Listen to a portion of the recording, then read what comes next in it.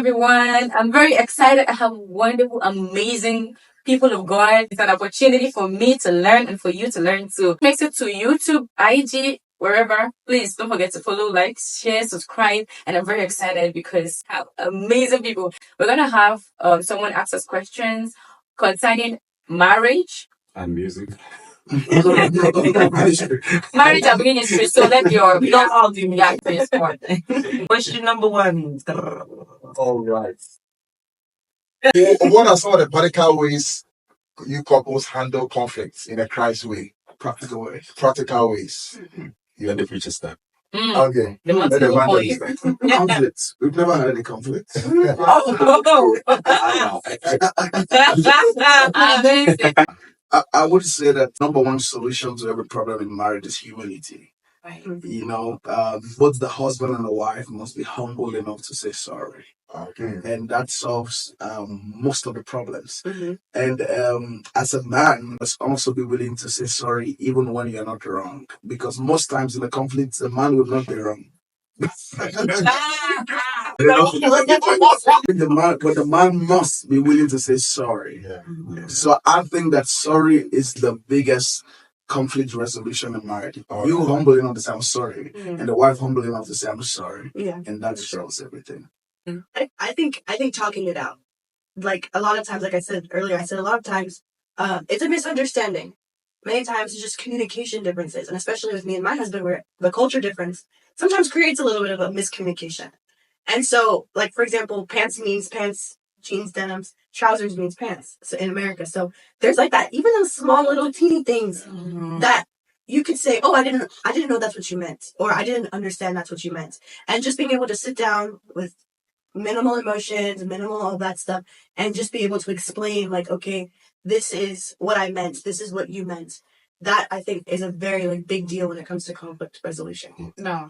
Powerful. Thank you. Let's go to the next picture. Yes, this is really cool.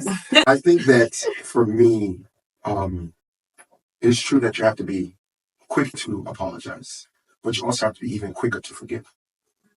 So it's very important to have that balance, because it's one thing to apologize, but if the other person doesn't forgive, there's no resolution to the conflict. So it has to go both ways, right? Each one must be, quick to respond to it. And when you are that way, when you humble yourself in that way, then it provides an avenue for understanding, because most arguments start out of a misunderstanding. It's not really the thing, it's a misunderstanding. And if you don't deal with that misunderstanding, then you end up fighting little fires that weren't the fire to be dealt with. So Right. And I would also say give each other an out, like give each other the benefit of the doubt. When something happens, it's so easy to say, like, why did you do that to me? And, instead of saying, I know you didn't mean this, but the way you said that came across like this. And just speaking from that, like sort of creating and giving each other an out. Like, I know this wasn't what you were trying to, you didn't intend this. I would say that's an important approach, like how you handle conflict. If you're communicating, sort of giving the other party the benefit of the doubt that, they weren't just out to bash you or to say something hurtful to you, but it didn't come across that way. So you understand that you have two people. A lot of the times, men and women, we don't see things the same way. If you're looking at, even like when we look at a coin, I'm looking at it from this side, you're looking from this side. So communication is going to be important, but saying, I understand, like, I know that you from your standpoint, it might not look like this. And I know you didn't mean it. I think that it also helped disarm any conflict to give each other the benefit of the doubt. Well, you all have said it all. Just to add a little, always remembering that you both are in a marriage to make it work. And a lot of times the misunderstanding is just the both parties trying to project that I have the best opinion in this working. And this one saying, no, my opinion is better. That's the clash, isn't it? Just taking a break and taking a deep sigh and remembering that you are in the marriage for one cause, to make it a beautiful journey. The moment you can just remember that one thing, it resolves everything. Funny, that's exactly what I wanted to say. Yes, like the interest. Like I'm like, how did he get my points from my head? Like, just know that he means well. and he will never intentionally hurt me. I'm Mm-hmm. very aware that whatever is happening is just. I told my husband something. I told him that we would never have misunderstanding. I told him. Maybe I would have just said we'll never quarrel, we'll never. It came, and I go, is it that you failed me? Maybe I want to understand. Why is it happening? But I just told him, and then I like got consoled in knowing that we misunderstand to understand. Yeah. Because when there's a misunderstanding, we grow beyond it. I'm like, okay, I'm not gonna repeat this because I know this hurts until he tells me that, oh, I disagree with it, this is not how it works. Then we now come to a point of, oh, this is how it's supposed to work. The next time we avoid whatever route that led us to that point. And I think we keep growing. And then as you grow in marriage, realize that we're growing. The misunderstanding keeps like it's not as often and we are synchronizing in values. So just like what I wanted to say, he says it. Sometimes I'm thinking and then he just speaks. I'm like, okay, you perfect. How do you balance having the ministry and also nurturing your marriage? Sorry, your Ghanaian accent. Okay. Oh, So, boy. Shots fired. how do you balance? How do you balance serving in ministry whilst nurturing your marriage? Nurturing, yeah. So I can answer that here. First thing, your marriage is first. That's the foundation that everything is built on. If that goes south, then everything else goes down. So it's God and it's your wife, your children, your family. Because even if things happen in ministry, you come home to your family. They're not going to turn their back on you when the world turns. And ministry has its twists and turns, and you're popular today, then something may happen, but you're always going to have your family. So that's something that is really important, because I know in a lot of ministries they put the ministry before the marriage, and that can never be God. God cares about us individually first. He wants to make sure that our homes and our families are whole first, because how can we preach wholeness when there isn't wholeness at home? How can we preach whatever it is, discipline and structure?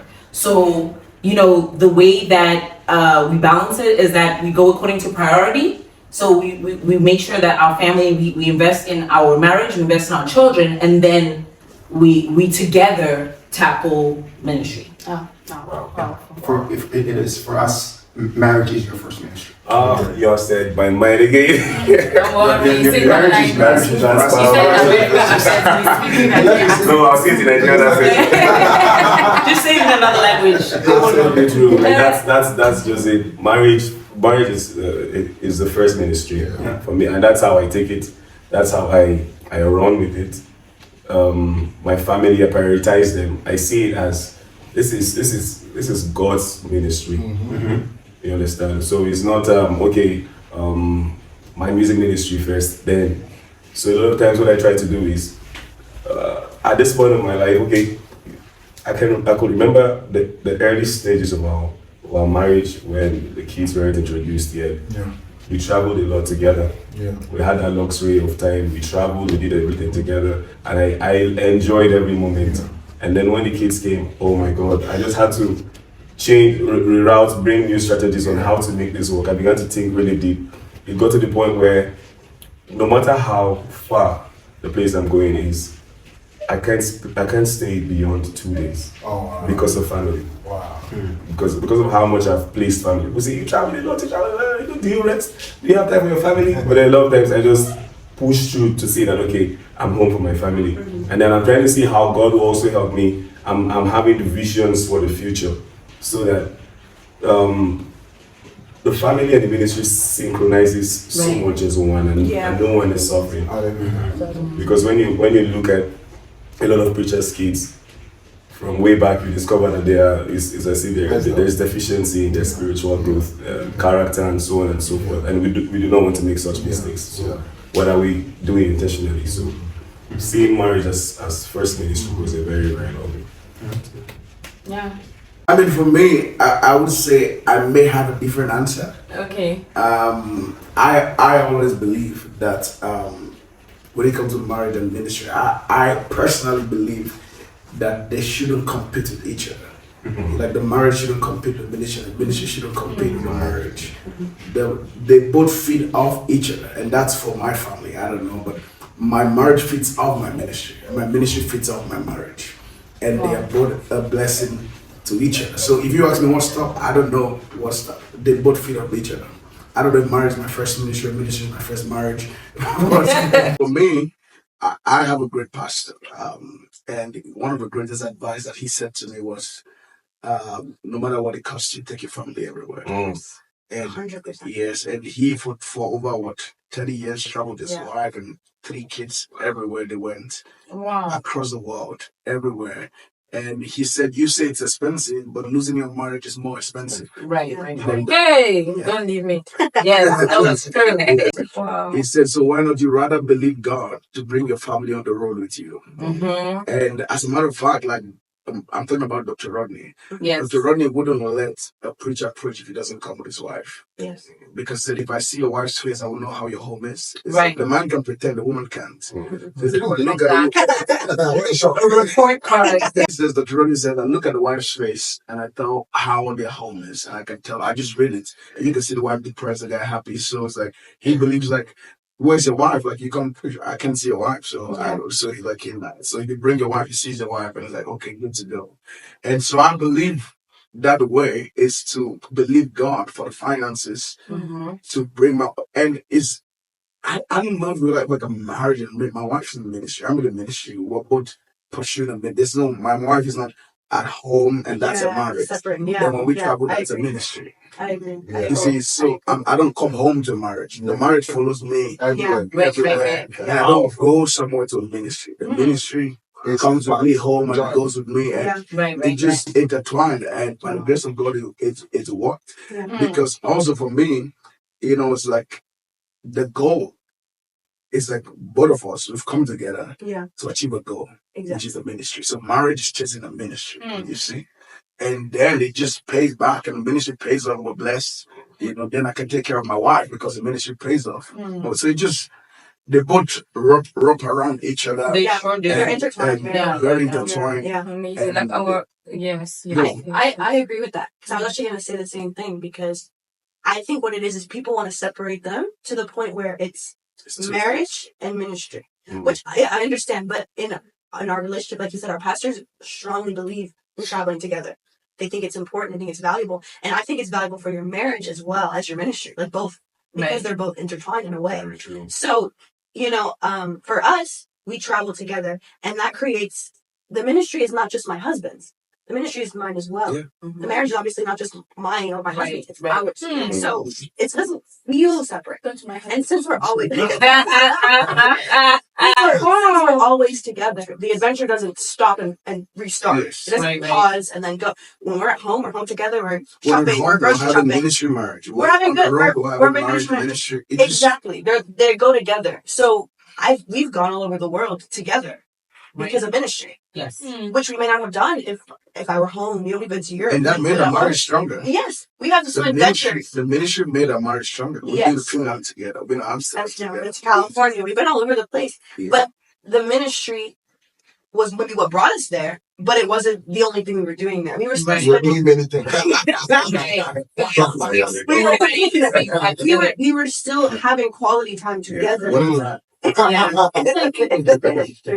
So I what you said is exactly what I was going to say. That it doesn't necessarily have to be separated to the point where, okay, I'm at home now. I can't think about ministry. Okay, with my wife, I can't think about ministry. My wife is here. I can't preach. My wife, because then that creates like a separation. Actually, that it makes the family the wives and the ministry the husbands, and then there's no unity really. And I would say that also to like women and ministers' wife, it's like never make the ministry your competition. You see, never compete if your husband has a ministry. That it should never be a competition. Right. And with this mindset, I don't think it's possible. No. With this mindset, it is not possible because you have just created balance to like the question basically. Like all the points we have, like I think it's all together, but we're all, but like this particular mindset, I feel like it's just in a clear time, like clear time. I say it this way. I say it is never me against you. Right. It is me and you against the problem. Right. It's not me against you. So that's how we treat the ministry. So like a minister's wife should never think like, oh, it is me against the ministry. Okay, if I have ministry time, where's my time? My time now have ministry. What a time. Yes, what a time. It is always never compete because you see the ministry in competition against the ministry. Yes. Right. Because they're not included in the ministry. That's the thing. Because if you're not traveling with your partner, you're not growing together. So even the impartation, the lessons learned, aren't. She's not along with you. Yes. So you're now like at level, I don't know, 15, and she's at level 2. Yeah. And that's where the divide comes. So you come back on fire, and she's been sitting cold. Exactly. So your levels are now different. Exactly. So that's it is important to have both. And who spoke about that? Like Pastor Jonathan spoke about that too. That when he went to the river, he made sure to bring his wife, because then they were sort of shifting. We all came out of Assemblies of God, and then we sort of shifted into like Holy Ghost fire, and he made sure that his wife was in the meetings too. So it isn't like he's like, what's wrong with you? Why are you all of a sudden preaching prosperity? All of that. So you guys are getting the revelation at the same time, and now you're mind is one accord. Exactly. So when there's a divide, because we may have some people that are watching who it has been a divide. Maybe the ministry has been the husbands and whatever. Now this is like sort of that challenge out to them to become one and begin to depend on each other. It comes from both the husband and the wife side. Right. You're gonna say that. I was gonna say it because the brain is like it's next to each other. Say it comes on both parts. Because I said to the minister's wife, never be in competition with the ministry. Yeah. On the other side, to the minister, if your wife is in competition with the ministry, then she's not included. Yeah. That's just a sign to you that she's not included enough, and she doesn't feel included enough, and that's why she's in competition. Because if the woman is included in the ministry, then it's not your problem. No. It's also her problem. It's our problem. It's our problem. Me and you against the problem. It's me and you trying to grow the church. And the thing, is like, as a minister, it's like, you feel a certain way, like you have a superior wisdom, and it's like, you don't want the women to interfere and all that stuff. But I can tell you the truth. Being a minister of the gospel, crusades across the nations, across different races, I can tell you that a woman has a certain wisdom that you don't have. Right. Yes. A woman. I agree. What are we doing? A woman has a certain wisdom. Yeah. For the ministry that you don't have, and you must let that wisdom come from, and it changes everything. When I traveled K-Strings, when I started traveling in America, all I did was travel. I go to church, preach and leave. Travel, go to church, preach and leave. When my wife came into the ministry, she brought in the details. I wasn't just a preacher. Right.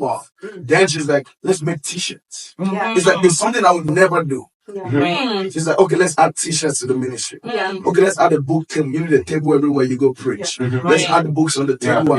Let's create a partnership table. Those are the details. The things that I never thought of. I just thought I'd go preach and go. Right. This crusade we've done many times. I never thought of making t-shirts. So it's like everyone wear your shirt. But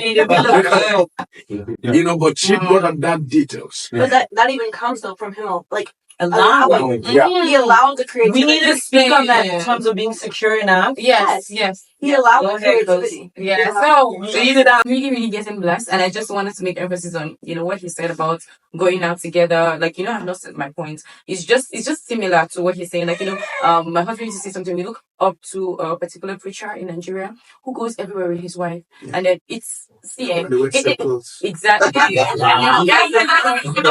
So I know the name now. See you tomorrow. Make myself so we have already Daddy, we love you. But we're looking up to him, and he's changing the culture. Yes. Exactly. And so actually, because he's our color, it makes a difference. I know that's the first thing that it makes a difference. Wow. I'm sorry, it does. Representation is important. Yeah. And so that's like the first thing that I said to him, how you parent, how you treat your wife. As an African man, you're changing the culture, and we're literally the fruit of just from Instagram posts. Yeah. It's amazing, and it stops all this negativity, all this. Oh, a girl walked into my room naked. Like I'm a preacher, nothing happened. There were cameras, all those things. It just it controls it. Like this man that we're talking about. Be there. You cannot use woman. Like go online, you won't see it. He's been married for over 30 years. Yeah. And no one single. We know how no scandal. No. Because of this strict principle. Yeah. It works. It's so strict that you won't hear such a thing. So we are learning from the best. That's right. Yeah. I think it's important to understand what you were saying also. Where it's not marriage and ministry. It's marriage and ministry. Where you're sharing. I mean, my wife covers my blind spots. Because there are things that I wouldn't think about, that you didn't think about when going ministering. where now your wife comes in and she says, no, we should have a table like this, or this is how we reach out. And it's not that it's like, it's someone that is covering the blind spot, the areas that you didn't think about, the things that you didn't see. Because as a man going out ministering, let's say a single man going out ministering, I'm not thinking, oh, we should have t-shirts, we should have a table, we should have, get partners. I'm like, get in, minister, get out. Yeah. Get in, minister, get out. Right? That's mindset. But how then do you build partners? Yeah. Right? Your partner comes along and says, you know what? It isn't about just getting in and getting out. We got to get in and we got to speak to the people that's there. Give people an opportunity to partner with what we're doing. Yeah. It's not just getting into a city and get out. So it has to be not only your vision, but our vision, right? It has to be the ministry must be the marriage's vision. When they feel included in that way, to that level, you won't have that fight. You won't have that, I feel like you're always at church or you're always on the road ministering. You don't have any of that when you have the one vision. That's right. Wow. Okay, so as ministers of the gospel, how do you guys have fun? What are some of the recreational activities you guys do? How do we have fun? The same way we're in that person. What are some of the recreational activities that a Christian couple can think about in terms of fun and excitement in a godly way for your marriage? I would have said playing FIFA. Yes. So what do you do, Romain and Violet? Tell us. What we enjoy doing together. We enjoy the beach. Okay. We really enjoy the beach. It's like our place that we go to. It's like a go-to spot. Like we've had a stressful week or stressful time. It's like, you know what? We just go to the beach and just kind of just relax. That's our place. Richard J? The beach. We're from Florida too, We're so from Florida. we go to the The beach. beach. It's But on the other side, we also get nice hotels and the top floor. We like the views, so we like get like. It's true. We just took a few weeks ago, 2 weeks ago, we rented a penthouse. In The top Dallas. floor, and then we section. Yeah, levels in the God. Whatever.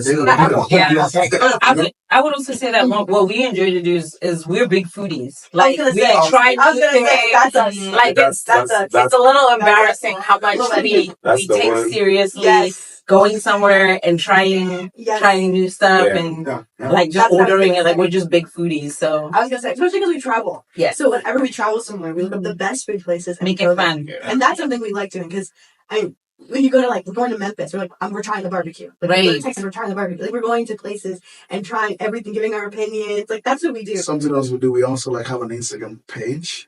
And you know how like on your explore page, Instagram shows you like new foods. So we have a joint saved account where we save the videos Of there. recipes. And we'll try And then we try to make it. That's really fun. Wow. How about you guys? Well, ours is just worship. Oh my we explore restaurants in Abuja. We're trying our best. We get to explore restaurants. And one thing I've enjoyed doing with her is travel. Like last time we traveled together was really cool. It just brings us out of that home space, and then like we get to do factory resets. Wow. Yeah, and then sometimes like to go out, like just go out and just drive. Yeah. We don't know where we're going to go. We're just like driving and just stop at some point. Yeah. Maybe hit Yeah, road. And then I'm walking and I was like, where I was going to.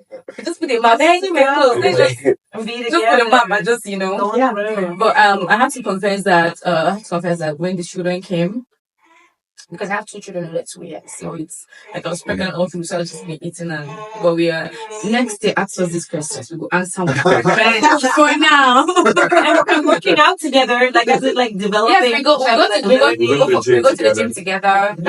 We were in Bible school together. We did a CNA class, that's a certified nursing assistant course together. So every year we like pick something and like elevate, and even like going on this trip because we're learning from you guys, and that's something that we do but for fun. But it's like every year, what can you add to what you're already doing that will make you like we're teaching we enjoy also educating our kids, and so we're teaching them about flying.